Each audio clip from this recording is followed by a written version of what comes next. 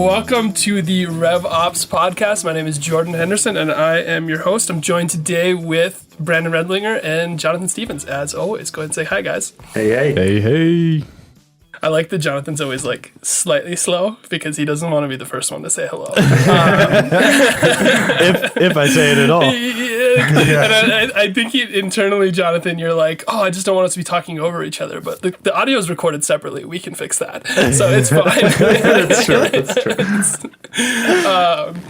Cool. So this week, guys, I want to talk about one that's probably up Jonathan's alley. Last week we talked about one that was very near and dear to Brandon. So this week we're going to go with a Jonathan Stevens topic, lead scoring, which I think is super, super important and very, very important to the alignment of sales and marketing. So, as always, does anybody want to give me a definition of lead scoring for the audience? I think it's just a process, or maybe it's more of a methodology that helps sales and marketing determines like sales readiness for a lead, or what kind of content or conversations you should be having with leads and when. Yeah. I think that's a fair definition, right? Like it's just assigning points to an action or attribute that gives you some semblance of reasonable indication that this person is likely to convert. Like at the end of the day, it's for sales and marketing. It helps those two teams do that. Super, super important. And better enables prioritization too. So a rep knows there you who go. to work first. Yeah, and marketing knows who to market to, right? It's both. Yep. It's exactly. Like it's not just it's sales and marketing. So let's go from there. I think it's a really easy thing, and I was really waiting for Jonathan to say like it's like assigning scores to leads. That's I was going to definition. I know you were. I saw you start to speak, and I almost muted you. But like. Yes, simple definition, right? Because it's a very complex thing that's very simple to understand. So, but before we dive into the thing itself, why is it important? Why is lead scoring such an important thing? Well, I think Jonathan mainly hit that is just to prioritize leads, because there's so many people that you could be going after. It just helps you start to try to figure out, all right, which ones are those ones that I should be prioritizing first in my day before any of the rest of them. Totally. Yep. And all these leads are giving you indicators by doing certain things on your website or interacting with your content. And it's very important to be on them quickly because they're clearly showing intent with your product. So they're probably showing intent with other products as well. So if another product jumps on them first, you're going to lose that deal.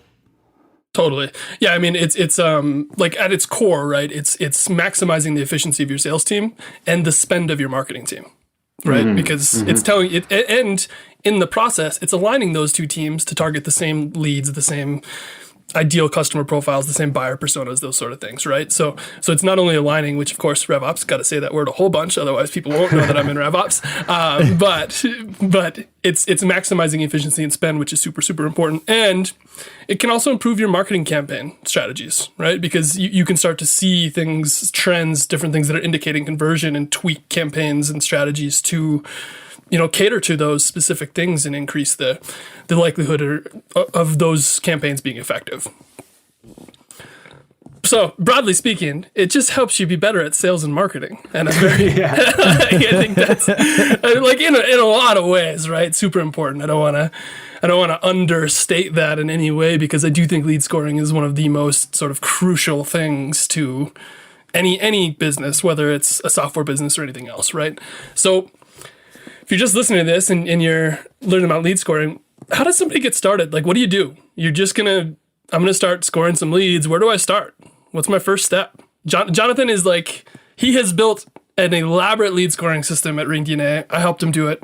I'm going to give him 99% of the credit, though. I was just going to say, don't try to take any credit for that. I take 1%. 1% credit. Everything else, I'll kick to Jonathan. Yeah, I'll take 0. I'll take 0% for sure. Well, I mean, yeah. Were you? I didn't even know you were in those conversations. No, I wasn't. So where do you start? What's the first thing that you have to do in order to start to build this out? And assume, Jonathan, like you're talking to somebody that knows nothing about lead scoring. They've never done it before at their business. Yeah, so I think the biggest place to start will be to ensure that the channels that are most important to you are accounted for and integrated, most importantly. So everything is going to revolve around the data that you have and you are able to pass into a centralized system. So if you have data on website visits, if you have a tracking pixel, for example, coming with one of your marketing automation platforms, whether that be HubSpot or Pardot, automatically you've got built-in ability to score based on certain page visits. So if they're visiting your product page, if they're visiting your contact us page or your pricing page, you can score them appropriately based on that intent that they're showing on your website.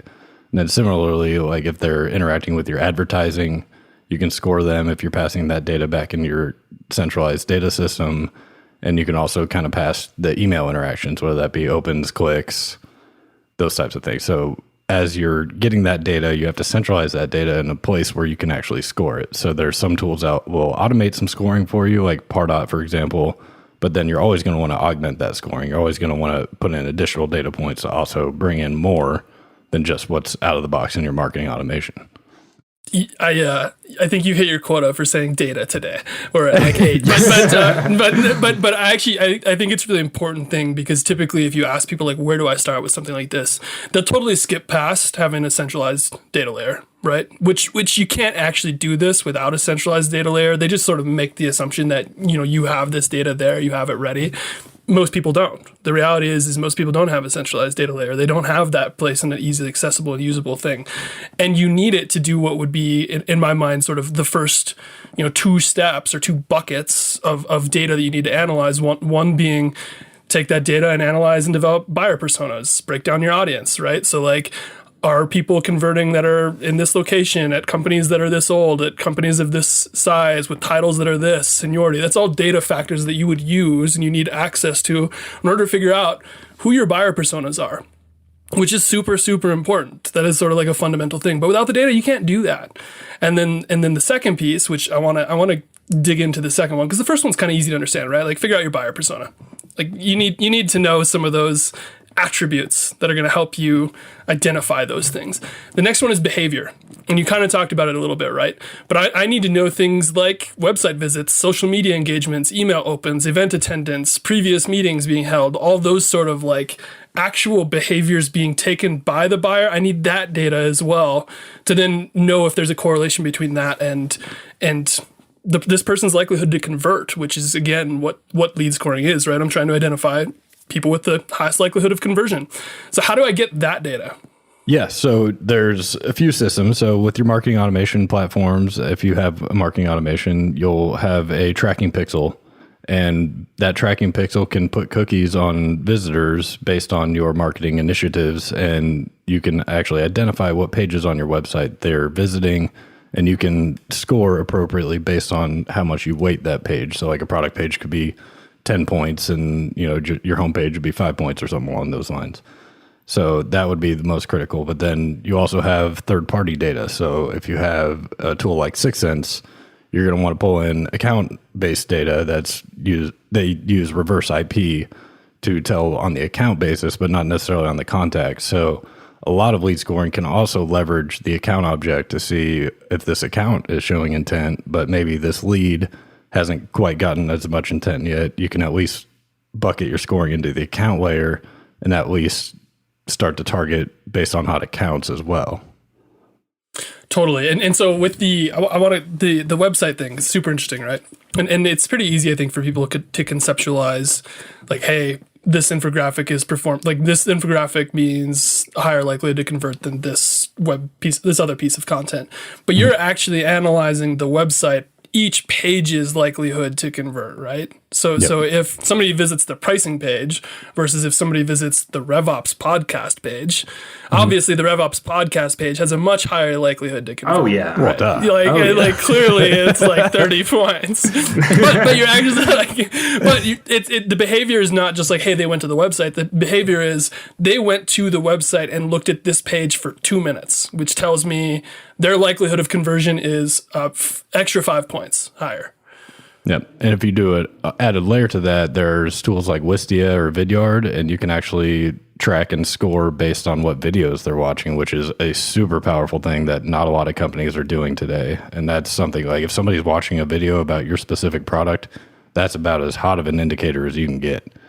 Well, it's all about intent, right? It's like if they're reading a blog versus landing on your pricing page, like it's still one page visit, but highly different intent.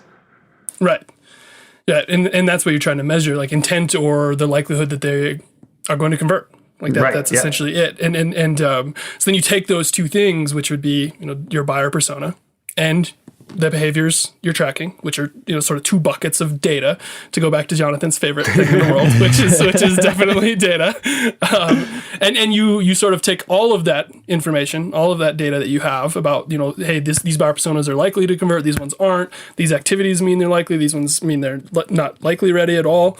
And then you determine which factors you want to actually attribute scoring to, right? And there's going to be things that you want to pull out, and maybe they're only 3 points out of 5 or 5 points out of 5 or whatever that is. Determine how you want to weight that, which is very, very important because the weighting is going to, change everything, and implement it. So how do you actually implement it, Jonathan? How do we implement this? Yeah, so it depends on what system you're going for. So if you're talking about a Salesforce system, as long as you've got your data in order, you can use either a flow or a process builder or a combination of both to build logic out. So you can weight certain criteria based on your data points that then compiles a score in a separate field. And then based on that score is kind of how you weight. And you can even add tiering logic to it. But I think at the long and short of it is just providing formula weights to certain field criteria. Yeah, and I think of it like, it's almost like putting it together in a quadrant. I know we've talked about quadrants a few weeks in a row now, which is probably a bad thing. I apologize to all of our listeners. It's a boring word. But when you it really is. This is going to be the least exciting podcast episode. It's a very analyst thing to do. Analysts love their quadrants. But they really do. But if I'm looking at buyer personas and behaviors, right? That's two separate things. If I have a great persona and great behaviors, that's who I want to target first. Sales and marketing, right? That's number one. I want them to be scored the highest. And if I have maybe a great persona but low behavior, second highest. If I have a weird persona and great behavior, third highest, whatever that looks like, right? And then a bad persona and bad behavior, then just don't even talk to them at all. Right? Let's nurture that person and never kick them over to sales. And maybe their nurture is light. Who knows? But basically, I mean, obviously it's a scale of scoring and points, but easiest way to think of it in my mind is at least a quadrant. Does that add up? Am I totally off base? And then I think once they reach that decided threshold amongst your team that you feel like once leads usually hit this threshold, they're good to go. That's usually your threshold that you hit to send them to sales. Totally. And there's probably a thing that we should touch on here, which was a piece of advice from John Miller, which was you probably shouldn't name them like tier 1 target, tier 2 target, tier 3 target. You should probably name them other things so that your sales reps don't think, why am I getting tier 3s? Like I want everything to be a tier 1. When there might be some value in those other ones, you want to make sure that they don't feel like, they're not getting great leads all the time. Mm-hmm. And there's tools like Pardot who will do everything out of the box. So they'll have lead grades and lead scores, and you can kind of build your custom logic out in Pardot and weight things accordingly in their tool. So they've got a pretty slick lead scoring model built into the tool, but at the same time, you're probably going to want to use other data points that you have with your other tools in a combination with that. So I don't know that Pardot's scoring or any marketing automation scoring alone would suffice, but it is better than nothing.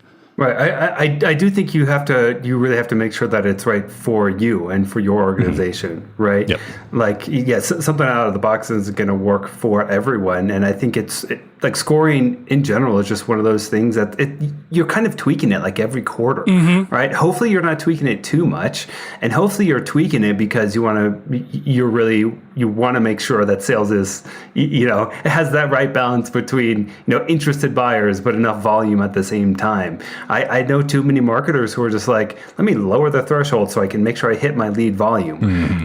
Right. And like, I generated 5,000 tier 1 leads this quarter. What are you guys doing with all my we leads? have 6 sales reps. Why would you do that? Exactly. And that's going to constantly be changing too, right? The market changes, your products change, your buyers change, so you will have to constantly be just tweaking and adjusting. You don't want to do it too much, because that can also throw off your reporting, and I'm sure that's something that you guys are very familiar with. Why did we drop in our lead score dramatically 2 months ago? Well, we changed our definition a little bit here, when you fine tune, like especially if you tighten the screws a little bit to make sure that you're really getting super hot leads, then your volume will drop, and you have to prepare your organization for that. Set those expectations early.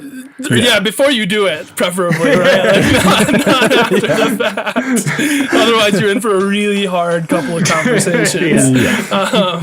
But I think Brandon, you've just touched on what I think are actually the two, because what we've walked through is essentially like how I would approach doing this from the ground up, which and Jonathan has a lot of guidance and has done this multiple times, so it's super helpful. But I think the two most important considerations that you actually touched on there are one, the data you use, the factors you choose that show you that there's a high correlation to conversion are going to vary business to business. So it's very important when you're doing it to analyze them as they've been historically performing at your business, which goes back to having a ton of data that you can look at. Look at all the factors and then figure out what actually means, what indicates that this is a good lead. And it's going to vary. Like if you're a business who has had a ton of success closing business with deals that you previously lost in the past, closed lost deal existing might be a huge indicator, right?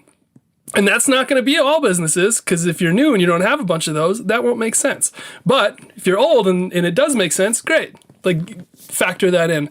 And then the second piece that's, I think, equally important, you're going to change it. Don't set it and forget it. This is not that, right? Like put this in place, but then track it, analyze to make sure it's successful, that you're getting the right leads, that you're actually improving your conversion rates by doing this, and you're improving your marketing spend and making more efficiency and actually aligning those two teams. Make sure you're successful in all that and continue to tweak it to improve, right? It's not job done, move on. We tweak it consistently within reason, of course. If you neglect it, you'll start to see that the company will lose trust in what's actually a high intent buyer. And then if they lose trust in your whole system, then you've got an uphill battle for sure. That is a very, very super important, maybe best point that Jonathan has made on the podcast so far. I love this point. Boom. Like that you don't argue that's your best point. You're just accepting that. But when you roll this out to your team, it's super important that you both A, do it cautiously so everybody understands it, and B, do it in a way that builds trust in the system. Do it so that it's not, hey, we're everybody's using this exclusively right now, and then you have 3 months, if it's poor, then everybody hates it and never trusts it again. You've burned the sellers, you burn the marketers by doing that. Roll it out in steps, test it thoroughly, make sure you're tracking everything and adjusting very rapidly in real time to build that trust and actually openly communicate that to all teams as you're doing it. Don't just be like changing the scores in the background and not telling anybody, because that won't go very well either. But I think it is super important. And by the way, once you have burned that trust with like lead scoring or tiering or whatever you call it, it's not coming back. It's gone. Yeah. Yeah, and that is going to fundamentally damage your business. It is super, super painful. What other things should you avoid? Well, I would say a lot of people overcomplicate it, right? There's like they put a million different criteria in there. Like I do think like there really is a fine balance between like having enough or having too much and having not enough data or data points that go into your score. But like if you put way too many in there, you actually don't know what actually is going to be the signal versus just more noise. Yeah, true. And on top of that, your data will get messy and it'll be hard to manage, and all of a sudden it's falling out of date because you didn't update one of these criteria that you needed to add new criteria to, and it can get real messy real quick if it's overcomplicated. Totally. So, have you guys done like account scoring? Like, I mean, it's basically the same idea. But... So yeah, it's a great question, and Jonathan and I actually talked about this prior to this. I prepped him, a little bit for what we were doing. I did the amount of prep for you guys that I typically do, which is 30 minutes before I message you and say, hey, we're going to talk about this today. And so I did ping Jonathan that, and part of what we talked about actually is lead scoring is a really important factor of account scoring, right? Like ultimately it rolls into account scoring, and the goal of marketing and sales isn't actually the lead, it's the account. Right? Exactly. And so lead People scoring don't say I closed the lead. Exactly. Yeah, like the lead converted into an account that then we closed, right? Like the account is the goal. And so lead scoring is a hugely important piece on account scoring, and definitely a whole other episode should be dedicated to account scoring, because that's a whole separate beast. That's a meaty topic. Yeah, I do like the account scoring model a lot, especially with tools like Engage. Well, put it in a demand base now, but I really like what they're doing with the account scoring and just how customizable it can be. Just shouting out your old company. Hey, look, I got stock in there still. I got to be pumping their tires as much as I can. I got a horse in that race. I like it. I mean, like little shameless self promotion. Never heard anybody. Jonathan mentioned 6 cents earlier. I was just like, no. Jonathan doesn't have any 6 cent stock. I don't know why. Yeah, they're not paying us for this podcast, are they? I don't think anybody is. Yeah, you're right. That hurt me to say out loud. All right. Anything else? Any other advice you'd give to somebody who's just starting out in lead scoring? Start slow. I'd say don't try to bite off more than you can chew. Do a few things, see how that works, and then keep adding more on, especially if you're coming at it from the very beginning where you haven't done this before. I think, that would just be detrimental to try to bite off too much, and then you're overcomplicating it. You've still got to figure out how to build this stuff, how to action this stuff. So I'd say just start slow. Slow and steady moves the needle a lot faster than trying to rush things out. Totally. Definitely. It also prevents you from burning everybody's trust in the process if you go slow and carefully, right? Super important. Brandon, any other last bits of advice before we move on to my favorite segment? Now let's go to our favorite segment. All right. I mean, really, if we did a segment that was just like me roasting you guys for 5 minutes, that would be my favorite. But what we're going to do instead is it's time for This Week on LinkedIn.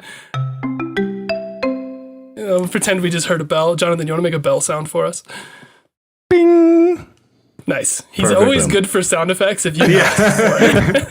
The sound guy. He's the sound guy. He's just always ready to make a sound effect. Cool. So this week on LinkedIn, I got a question that I thought was quite interesting. We've talked about customer success quite a bit. We've talked about metrics that are important to customer success. The question I got was very short. Who should own NPS, which is Net Promoter Score, which I'll talk about in a second? Your product team or your customer success team? And Net Promoter Score for everybody listening is essentially you ask your customers one question, which is how likely are you to refer ringDNA to another potential customer, and they give you a scale of 1 to 10, and like 1 through 6 is not likely, 7 or is detractor, is rated as a detractor, 7 and 8 is neutral, and 9 and 10 is a promoter, which is your Net Promoter Score, right? You score you want the 9s and the 10s. Everything below that is essentially a negative, which we can talk about NPS more in depth. I think the customer success episode, we did talk about it pretty in depth, and how much you don't like that as a metric. I hate the metric, so we can go back to. I think directionally it's a okay metric, right? Like it helps you identify some things you can improve on, at-risk customers, that sort of stuff. So who should own it? Oh man, jeez, that is a really good question. I feel like you could make a solid argument for either way. I'm gonna argue for customer experience or customer success team. because I think at the end of the day, I think they're probably hopefully working closely with product too at the same time. But I do think NPS is more of an entire experience thing than it is just a product thing. Product can obviously, the product UX and design and actual functionality and how much bugs it has or does not have obviously will affect it a lot. But I think the frontline CSMs, the people who are actually talking to the customers the most, I think they'll have a good influence on that number. Whether that is, I want to make sure you're implemented properly and using it the best to their ability, or if it's like, you want additional functionality, so I'm going to go talk with my product team. Or this functionality isn't working the way that I would have expected. Let me go talk to the product team. So I'm going to actually make the argument for CX or CS, whatever you want to call that. But I could see that on the other side as well. I'm going to agree with that. I think the CS side of the fence probably makes the most sense, not only because they'll be able to identify unhappy customers a lot more quickly and be able to try to mitigate some of their concerns, but also they should have a pretty good ear on the product side of the fence. So if the NPS scores are not driving product improvements, then you've got a problem. So you've got to make sure a product is aligned with the feedback you're getting on your product. Yeah, I think they're the closest people to help you understand the customer, because there's only so much that you can do with a tool that measures product usage or even does heat mapping or even actually watches people where they click on the screen. I think that stuff is extremely useful, especially for product. But that does not beat on the phone and talking and being able to dig and understand the customer better. Because I think those are the companies that win. The companies that understand the customer the most. That's the same with sales. I think these days the person that wins the deal the most is the person who actually understands the customer the best, not I have the best product.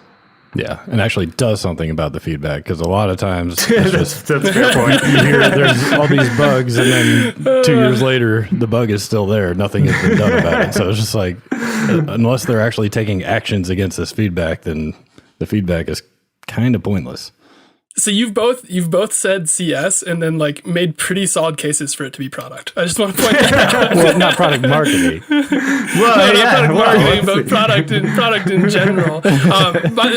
Which is totally fair, because my actual answer to it was both. Metrics don't have to be owned by one team only. That's true. Right? Yeah. They can both own that metric, and I actually think there's a good argument for both to own that metric. And for what it's worth, to your point, everything you've said I totally agree with. Right, the CS team, it's a great indicator of potential churn, which is hugely important, where they need to spend additional time. It's also helpful for them to identify upsells, because even somebody's giving you 9 and 10 saying, hey, I'm ready to refer somebody, we should probably ask them for a referral and help us get some more business somewhere. Exactly. That's super important, right? Use that information. Alternatively, product, if you're a company selling a product and somebody's giving you a 2 out of 10, somebody from your product team should directly call that person and say, hey, can we have 30 minutes of your time? You can tell us what we could do better to help support you, especially if that person's trying to solve the business problem with your product that you are trying to solve with your product, because you're failing at that, right? And they think you're failing at that, and it's the perfect time for you to talk to somebody. It helps you identify people that you can talk to and ask questions about what you need to do to improve your product. I am totally against any concept of yes, if somebody gives feedback to CS, they should relay that to product. But let's cut out the middleman. Somebody from product can give this person a phone call and have a 30-minute conversation. There's no reason to play telephone here. It's and I think somebody in CS isn't going to maybe have enough technical know-how to truly understand what that feedback is meaning and what sort of follow-up questions the product team wants to understand to know how to fix it, right? Because a lot of times it's, hey, they said they're having a problem with this. Okay, but they have 7 more questions they want to ask to understand. There's 7 ways to fix it. What's the best way? And they want to ask the customer those things so that they can identify what's the best way to fix this for everybody. And as a customer of a product, there's nothing more frustrating than trying to play the telephone game between like your success manager and then the people who actually know how the product works. So it's like, put me on the phone with the guy who knows what they're doing. Right. It's a really good point, because also if I'm giving you a 3 and somebody from your VP of product sends me an email, it's like, hey man, can we jump on a 30-minute phone call and talk about this? I'm going to leave that call probably like a 4 or a 5, because at least your VP of product gave some interest in changing the things for me, right? Like you might never even change anything, but I'm slightly happier. We had a conversson. I at least feel heard, kind of. Yeah, right? Like you heard me and ignored me, but you did hear me. So. Half the battle is just portraying that they give a shit, like that they care that you're having an issue, because a lot of times people don't feel that way. They're like, this thing is broken, and they don't care. Like you don't want people to think that, because then they're going to leave. Totally. It just shows investment in the company and you as a customer. Did we just make the argument? Did we just change our mind from CS to product now? Well, I know. Again, I want to point this out. Not every metric just has to be held by one team. It can be held by multiple teams. I don't know why both can't be accountable to that score, right? So, that was my actual answer, was both. Like, I think CS administers it with some help from product, and then both teams have NPS goals. Like that's I think somebody has to be customer facing to kind of be the traffic cop in that scenario, because if you're like, product is not always going to be in front of the customer, so they're not going to be I think for what it's worth, I think you should productize NPS. I think when people log in, there should be a bar that pops up on the bottom. How likely? It's one question in a scale of 1 to 10. We've all logged into a software and seen that little bar pop up. Just productize it. Work with your team. Get that done. Yeah. Bake in some other things too. It doesn't have to just be NPS. Just get feedback in general on everything you want to know about. If they give you a 2, have a form pop up that says, "What do you hate about us?" You could even just label it. Why do you hate me? Question mark. Maybe see if a bottle of wine will change their mind. Cool. Super interesting. I think we talked about NPS a whole bunch on the CSM episode. Anybody listening who has more questions about NPS and why, it's in my mind a lagging indicator, it's helpful but not helpful, and that, go listen to that episode. We talked about it in depth. Super helpful, guys. Any other last thoughts before we call it a day? All right, I'm good. I think we can call it a day. What do you think, Jonathan? I think so too. I thought Jonathan would want to say data like 1 or 2 more times. Okay. Probably. Here's the deal. You need data. There it is. I know he doesn't. He's been waiting to say data for like 12 episodes, so we're finally getting there.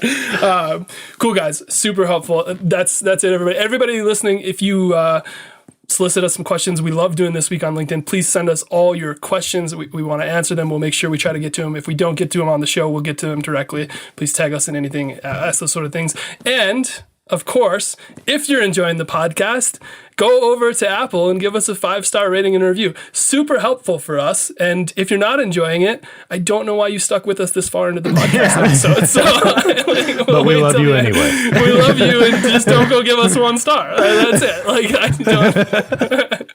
Let's see. We'll try harder, I guess. But maybe we need an NPS score for the podcast. We could productize that. Only Jonathan is responsible for it. Awesome. Thanks, everybody, and we'll see you next week. Bye, guys.